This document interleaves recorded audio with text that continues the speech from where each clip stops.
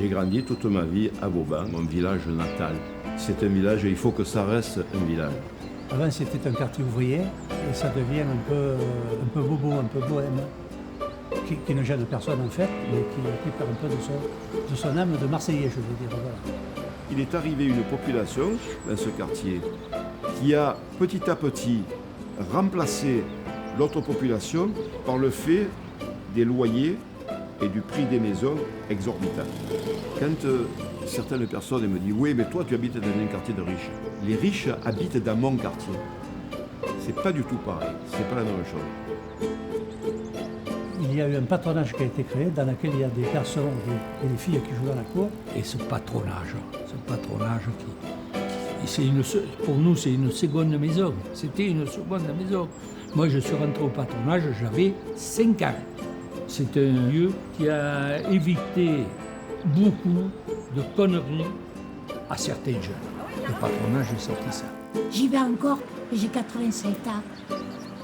C'est excellent de se retrouver et même dans la vie courante, de se contacter.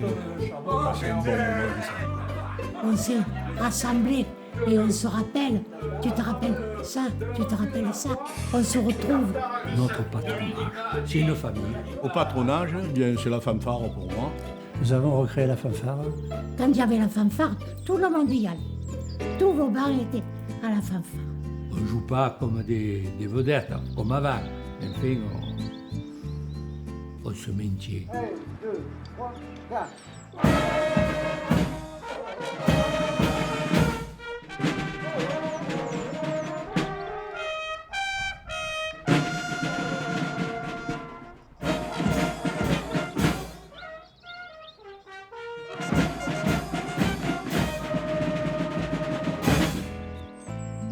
Je suis une ancienne de Vauban.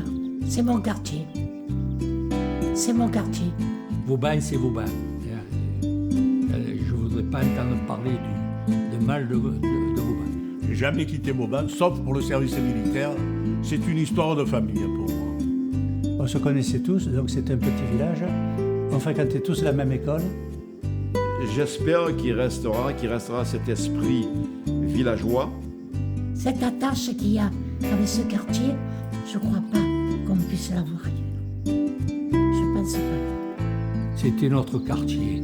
C'était notre